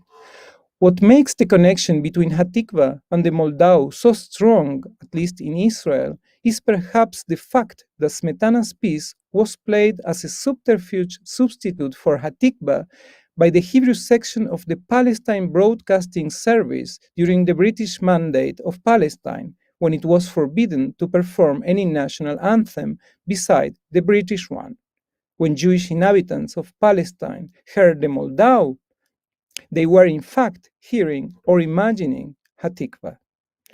Although there is no direct relationship between these pieces, the close musical patterns are capable of provoking in those spectators knowing the Hatikva a powerful and confusing effect in the unexpected musical and ideological connection between the canonic Jewish film and the homeland of others. A Czech nationalist musical composition comes not only in place of the original Jewish music of the film, but also in place of the Israeli national anthem, replacing the sonic representation of the promised land with a nationalist composition devoted to a distant European river. Slide. I propose to read this new version of Bashinsky's film as a contemporary practice of intermundane collaboration, following Jason Staniek and Benjamin Piekut's research on collaborations that enroll, I quote, enroll, enlist, and manage deadness, not from the grave itself, but from another dead space, the recording studio, end of a quote. Staniek and Piekut provided conceptual tools for researching those intermundane collaborations in music, its economy and ethics. They refer to the recording of Enrico Caruso, Vesti la Giuba, in 1932 as the first joint recording ever of a dead performer who passed away 11 years before his recording session with live musicians. They conclude the research with a case study of Natalie Cole and Nat King Cole's 1991 recording of Unforgettable, done 26 years after Nat King Cole's death. Staniek and Piekut affirm, and I quote, through recording itself, this live person sign on to future networks where they will play a decidedly different role. They are the becoming dead. End of the quote. Caplan and Carmel, together with Salamanca, work with archival material, with recorded and filmed bodies, approaching the cinematic Dybbuk as an open source archive with a Creative Commons license as a piece of folklore. The artist made a new digital copy of the non-restored film, re-edited it, and erased the original soundtrack in order to allow the creation of a living soundtrack to be added to this specific and symbolic cultural body. Slide. Engaging with the dead characters through technological manipulation as a means of Yiddish cultural continuity was one possible path indirectly suggested by the artist, who, in the spirit of their Dybbuk, visit the archive instead of the cemetery and invite the dead to dance again with the living. The contemporary artist thus turned the fallen stars of the Yiddish theater into active agents in the co-creation of new content and meaning, and offered them a new role in life and in death. In an act of sonic resistance, or in an intellectual act of sonic possession, the artist act raises many ethical and economical questions regarding the politics and poetics in the use of archival material that merit further discussion beyond the scope of this talk. In this contemporary film performance, when the film characters are live dubbed by performers, there is a process of rewriting into an erased text, writing with a new voice, a new accent, and a new meaning. Slide. Live dubbing, synchronizing the live voice with the movements of the actor's lips in the screen, assumes the qualities of a palimpsest. Live dubbing stresses the process of erasing in order to write or actually pronounce the same old and original text in the same place, creating at the same time a new and different text. Actually, the dubbing was from the original Yiddish into the Yiddish performed live. The aim of this act is not to make the text clearer, but to reflect on the act of speech in the post-Holocaust era, to retell the story, reflecting the new and specific historical context in which the film is being screened and performed. In the decision to dub live the film in the same language and with the same text as the original offers an inverted mirror of the Dybbuk phenomenon. Instead of the spirit of a dead person taking over, a living body speaking from her or his throat with her own voice, there are the voices of living bodies who possesses the archived bodies of the dead actors and their eternalized characters. Central to this translation from recorded to live Yiddish and the deliberate copying of the original into a new original is the decision to abandon the vernacular recorded Yiddish of the actors in the film in favor of the live academic Yiddish of the two Argentinian-born performers. This act reflects and underlines that symbolic dimension added to Yiddish beyond that of a language of communication as formulated by Jeffrey Chandler in his definition of post-vernacular Yiddish. Aghi Lugutko, that we will hear her now after me, refers to Leah, I think that still now, in Bashinsky's Dybbuk as crossing gender boundaries, staging a transgender performance, taking control to her own life and performing an act of resistance against the established woman's role in Jewish traditional society. Parker Tyler refers to a complete penetration of Honen in Leah, and I quote, having achieved complete immersion in his beloved and absolute transvestism, end of quote. In the Sonic Live translation of the Dybbuk that we did, there is a change of voice register between male and female in unexpected characters. Nissen is performed by Leo Mawas, und Frede is performed by Diego Rotman, the messenger is performed by both. When listening to the human voice, we tend to identify the gender of the speaker. The performer's decisions to make an indistinctive use of male and female voices to recreate the voice of male and female characters served not only utilitarian means when there was, for example, no other way for the two performers to recreate a two-man dialogue, it also challenged pre-established categories in the sonic representation of a specific gender in a film where gender transformation forms a core theme of their Dybbuk. The most important plot change to the film itself is the fact that in 2017 version, Leia does not die at the end of the exorcism. The last words in the film mark the only textual change to the original script, replacing the dialogue between Leia and Honen that consists of the promise to unite in love their love in the world to come. Leia says the line, and I will read it in English, "One day the flowers will rise up and cut off the heads of the gardeners. One day the Indians will stand up and discover America." Leia is citing the Argentinian poet João Delgado, a literary figure created by Salamanca. The quotation contextualizes Leia's individual struggle for her own freedom of speech and autonomy as a Jewish woman as part of a larger revolutionary discourse on freedom and social justice, incorporating this way the artist's voice and discourse into Leia's speech. In the absence of any other way to resist the forces of hegemonic power structures, writes Rachel Elior regarding the phenomenon of Dybbuk possession in Jewish culture, the Dybbuk allowed for the expression of such resistance.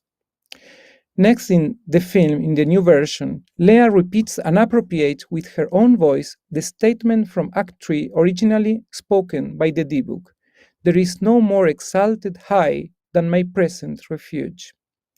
Thus, Leia reclaims her place in this world, defining her body, her individuality, or perhaps the diaspora itself of the other's nation, the other's body, as her last possible refuge. Leia's place in this Israeli version of the film cannot be considered without reference to Hannah Robina's performance of Leia in Abima's version of the Dybbuk Leia. You can see it here now. Leia, as performed by Robina, argues the Rit Yerushalmi, and I quote, "became a national Zionist myth. She symbolizes the land and the nation, and they are equivalent to her," end of quote. If Leia Robina is the mother of the nation in this film, Leia Liliana, Leia Mawas, is the mother of exile. The last image we have of Hannah Robina performing Leia, we can change the slide, is that of a 68-year-old actress wearing a wedding dress in the 1000 performance of Abima's Dybbuk, unable to resist the passage of the time. Slide. By contrast, Liliana's Leia remains on screen eternally young, alive, and in this new version, revolutionary woman. Leia Liliana Leia Mawas represents the irresistible myth of the Jewish exile, a post-human body emerging from the celluloid to digitally reclaim her body, her love, her voice, her life, and her culture. With all the pathos in the sonic background of the Moldau and its melodic reference to the Israeli national anthem, Leia Liliana Leia Mawas deconstructs in Yiddish Leia Robina Zionist Hebrew myth. Leia Liliana Leia Mawas refuses in 2017 to perform her death in exchange for any ideal, for any love, for any land. Through the performance, Leia refuses to enter the archive. Leia comes back from the past to remain present, to dance with the living. Thank you. Thank you, Diego, for this exploration of oral Dybbuks and Dybbuks of Dybbuk. And now we will turn to our final panelist tonight, who is Dr. Aghi Lugutko, a lecturer in Yiddish and director of the Yiddish language program at Columbia University. She specializes in modern Yiddish literature and culture, women and gender studies, spirit possession in Judaism, memory, trauma, and performance studies, as well as Polish and Jewish cultural interactions in the past and the present. She is currently completing her manuscript on the trope of Dybbuk possession in modern Jewish cultures. Thank you, Aghi. The floor is yours. Thank you so much. I'm thrilled to be part of this panel, since the century of the world premiere of Ansky's Dybbuk has been on my mind for quite some time. It is a dream come true to be celebrating this important anniversary with such distinguished colleagues who share my passion for the Dybbuk. My over a decade-long fascination with Ansky's masterpiece and its continuous global appeal has inspired my academic research into the reasons behind this ongoing possession of world audiences by Ansky's Dybbuk. What is so poignant in this pre-modern, irrational, and superstitious motif of Dybbuk possession that speaks to so many in the era of postmodernism and post-secularization? In short, why are we still talking about Dybbuks 100 years later? I have many answers to these questions, and some of them are featured in my forthcoming book, Dybbuk Afterlives, exploring the Dybbuk trope in modern cultural imaginaries. But for the sake of time that was allotted to me, I will focus on three aspects: feminism, trauma, and possessed identities. So what actually brought me back to the Dybbuk was feminist fiction, engaging with Dybbuk possession theme, which I first read in Irina Klepfischer's seminar on American Jewish women writers. I was blown away by Ellen Galford's novel, The Dyke and the Dybbuk, a story of a lesbian taxi driver possessed by a female Dybbuk/demon, a work both Isaac Bashevis Singer and Ansky secretly wished to write but never did. So I reread Ansky's Dybbuk through feminist lenses and realized that the conventional interpretation of the play was not entirely convincing. The Dybbuk has been traditionally read as a play about the transition to modernism, a tragic love and the crisis of faith in the background of a struggle between the individual's pursuit of happiness versus the community's focus on survival. Passionate modern love had not been a widespread motif in Jewish literature until then, except in Schund, lowbrow art. And the love motif in Ansky's Dybbuk was often interpreted as evidence of consequences for going against tradition. That is, choosing your own lover against your parents' wishes, dabbling in the Kabbalah in order to achieve the goal, makes you end up where? Dead. Let's go to slide number 2. Looking at Ansky's Dybbuk through feminist lenses reveals that the play is feminist to the core. Ansky empowers Leah with agency to take control over her life. So let's look at a couple of examples. In Act 2, the Meshulach, the messenger, reminds Leah about the concept of the Dybbuk, quote, the souls of the dead that return to the world, homeless souls that find no rest, and so they enter living bodies to purify themselves. Such a soul is called a Dybbuk, end quote. From an anthropological point of view, in order for a phenomenon of spirit possession to occur, there must be a communal belief in the concept of spirit possession, which is exactly what's happening here. Leah immediately takes the knowledge, reiterated here for the reader's sake or viewer's sake, and goes to the cemetery to invite Hanan to her wedding. In other words, she orchestrates the possession by inviting his soul to enter her. Furthermore, she enlists the help of the dead couple martyred by Khmelnytsky on their wedding day. I'll talk about it a little more later. Note that in the play, when she first says, "You are not my bridegroom," she speaks in her own voice. And only after she throws herself at the grave, she starts speaking in the possessed voice, which immediately gives her additional authority. This is an example of a powerful performance act. Leah acts out being possessed. She speaks in her own voice at first, which signals her control over the performance of possession she's enacting. She takes control over her life. She disrupts the unwanted marriage ceremony. She wreaks havoc in the community. She puts her own father on trial and does a thing that is almost unthinkable in the traditional community. She screams at the rabbi. I can't think of any other scenario where a woman is allowed to yell at and undermine a rabbinical authority in public. More importantly, she makes her voice heard and the community pays attention. If we can go to slide 4, skip the next one, 4. Her throwing herself at the holy grave of the martyred couple resembles the grave prostration performed by the Kabbalists and mystics in the 16th century Sfad. So this is another example of a feminist rebellion against the patriarchal oppressive system. Leah uses well-established male rituals to dismantle the system from within. I don't think the slide came through. Finally, a conventional reading of Leah presents her as a passive victim of possession who lends her female body to the male invader. a lot of, yes, this is the grave frustration I mentioned. A lot of ink has been spilled on the heterosexual nature of Dybbuk possession. She seemingly has no say in what's happening, and she dies in the end. So how is it feminist? I've been asked. Well, let's take a closer look at the final scene when Leah explicitly says, quote, "Come back to me, my bridegroom, my husband. I'll carry you in my heart as a dead man." Not only is she choosing to unite with him, inviting him once again to come to her and promising to carry him in her art.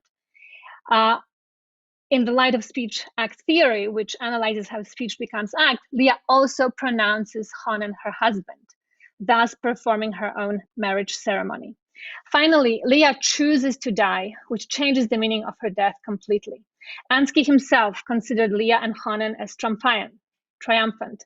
In a letter to his friend Chaim Żytlowski 2 months before his death, Ansky wondered who was right, Honen and Leah striving for personal happiness, or the tzaddik worrying about the survival of the people of Israel. He's uncertain. In the end, Honen and Leah triumph. But is the tzaddik wrong? Leah, as we have seen, has been instrumental in their ultimate triumph. If this is not feminist, then I don't know what is. So let's move to the second aspect, trauma.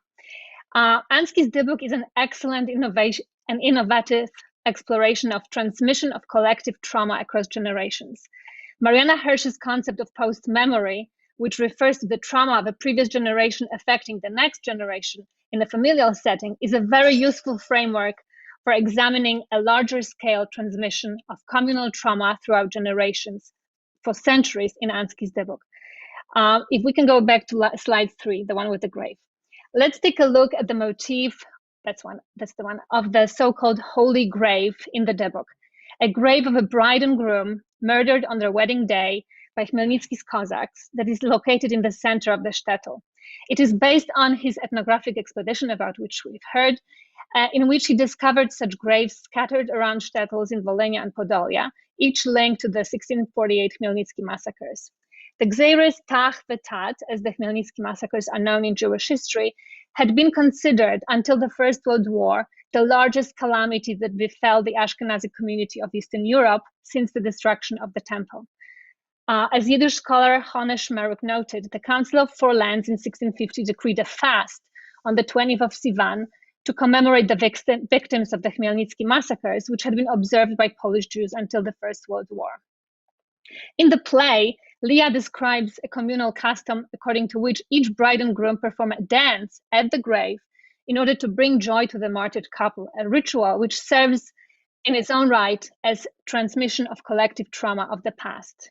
Leah mentions in Act 2 her intimate haunting connection with the murdered bride and groom, saying, quote, "I've known the holy grave, the Heilige Kaverl, since childhood.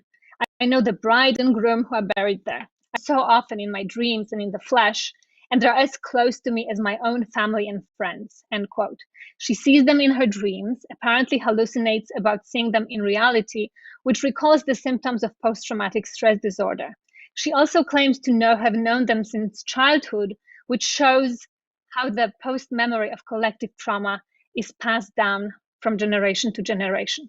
If we can move to the next slide, the one, oh no, sorry, this is the one, yes, that's the one, with the grave, the previous one, please. With the prostration at the grave, yes, thank you, sorry. Finally, I argue Leah uses the past trauma as a source of fortitude for the present. It is only after she throws herself at the grave and appeals to the martyred bride and groom to rescue her, quote, "Heilige Chusenkale, beschützt mich, ratevet mich," then she becomes possessed and subverts societal norms, undermines parental authority, and transforms her life using the power of the past trauma. And finally, the last aspect I'll discuss today are possessed identities.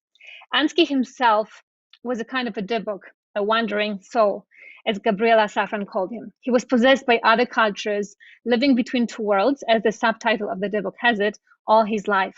He was deeply immersed in Russian culture before re-embracing Yiddish culture, and the sheer genesis of Ansky's Dybbuk is a great example of a possessed identity.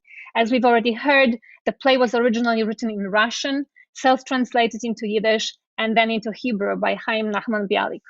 The play, initially targeting Russian-speaking audiences, was first performed in Yiddish, and then in the iconic Habima production in Hebrew. It was introduced to global audiences in Yiddish and Hebrew and immediately captured the hearts of theatergoers around the world, but it was the transcultural genesis that contributed to the book's success. The identity possessed by other cultures is, in a sense, a quintessential Jewish experience, always living between worlds, cultures, and identities. In times of postmodern globalization and mobility, this experience becomes universal, and this, I think, is one of the key reasons behind the ongoing grasp this play has on audiences worldwide. When researching my article for the forthcoming essay collection on the Dybbuk century, co-edited by our very own Debra Caplan and Rachel Ross, who are present here, I was fascinated to see how this phenomenon of possessed identities comes to the fore in contemporary Poland, both in artistic and academic worlds engaging with the Dybbuk. Theater was the first to embrace, quote, the Jew within each Pole, end quote, as it began examining the processes of collective self-redefinition in the post-communist Poland. As Polish theater historians Krystyna Duniec and Joanna Krakowska put it, quote, the new Dybbukized, zdybukowana Polish identity is possessed by the sense of guilt and traces the burden and the presence of Jewish history, and has the Jew irreversibly and eternally inscribed in it, end quote. The concept of identity possessed by the past, so prominently featured in Ansky's play, becomes a useful vehicle for contemporary explorations of difficult past possessing the present, the Holocaust haunting the subsequent generations, or in case of Poland, the impossible and still not fully processed history haunting the present generations. As Krakowska and Duniec elaborate, the Jews are an integral part of Polish memory and identity, and their disappearance is a burden the Poles have to grapple with their whole life, end quote. The Polish theater adaptations of the Dybbuk that began with the transformative production by Wajda in 1988 are a significant voice in the historic processes of identity redefinition in Poland, often staged around important historic anniversaries like Warsaw Ghetto Uprising or the forced exodus of March '68. Not only do the Polish Dybbuk productions interrogate the complex Holocaust past, but they also inscribe the Dybbuk into Polish cultural heritage. To borrow Ernest Brill's words, who called the Dybbuk and Dziady, the forefathers, the iconic drama by Mickiewicz, two national portraits, and argue that there is no complete picture of the culture that emerged in Poland without Yiddish culture. The contemporary Polish Dybbuks also have a therapeutic purpose, as Krzysztof Warlikowski's famed production, which was, as the director called it, our wrestling with the ghosts of the past, end quote, and served as an acknowledgement of the collective repressed guilt. Furthermore, they re-establish artistic collaborations and dialogues between Jewish and non-Jewish artists. Just to give you a couple of examples, Wajda produced the Hebrew version of the Dybbuk at the Habima in Israel. We've already heard about that. Warlikowski invited Israeli actors to his production, while most recently, Maya Klaczewska not only staged the Dybbuk at the Jewish Theater in Warsaw at the invitation of the theater's director Golda Tencer, who in turn was invited to perform in the said production, delivering a powerful monologue in Yiddish. In conclusion, the Dybbuk has been traditionally perceived as an agent of rupture, crossing the boundaries of life and death and disturbing the social order. But in the last century, thanks to Ansky's Dybbuk, it has evolved into, quote, a living connection with the past, to use Eva Hoffman's words, a metaphor for the contemporary identities being possessed by the past. In the Polish context, the Dybbuk has become an agent of bonding estranged communities, an atonement for the broken covenant with two nations. It has become a metaphor for the present embracing the past and for bringing people together, as this centennial celebration of the Dybbuk's world premiere illustrates. Thank you.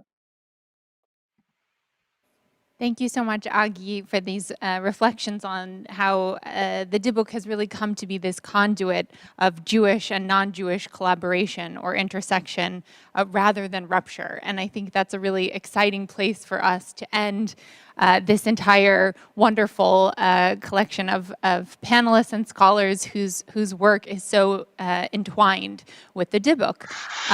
We have a few minutes before we have to end. So I wanted to reflect on a couple of these notes that run through all of your wonderful papers, and then, of course, open the floor up for any of your reflections. So something that really struck out at me is this, this idea of Dybbuk as both archive and absence, and the entanglement of both of those things that are encapsulated in Dybbuk, and the ambiguities of that, as it's real, theatrical, ethnographic, as post-memory, both within global and transnational levels, as well as between all of them. But nonetheless, we have this power of the Dybbuk to unceasingly broadcast Jewishness in physical and oral ways, as well as emotionally, in more complex and nuanced notions, as we've heard about in Poland. So I'd be curious to hear all of your insights or reflections, having been participating in this entire panel. Also, what your thoughts are for the Dybbuk in its next century, and where we go with this now. So I open the floor, and thank you all again for your wonderful papers and reflections.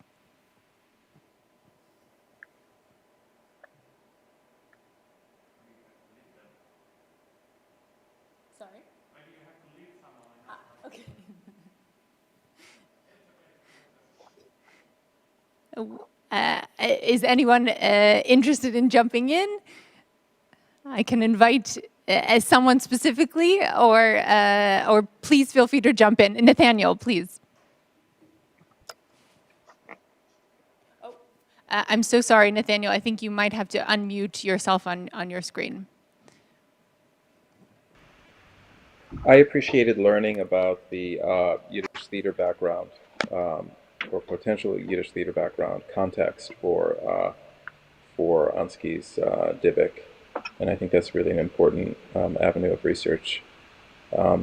Certainly, more broadly speaking, tales about Dybbuks, chapbooks, were a form of entertainment, and it's clear that there was a transition in the late 19th century, early 20th century to the theater, and it would be wonderful to discover to what extent Ansky was either directly influenced, or this was just part of the kind of the atmosphere, that both he and, as you point out, his the people who saw the Dybbuk, the audiences for the Dybbuk, would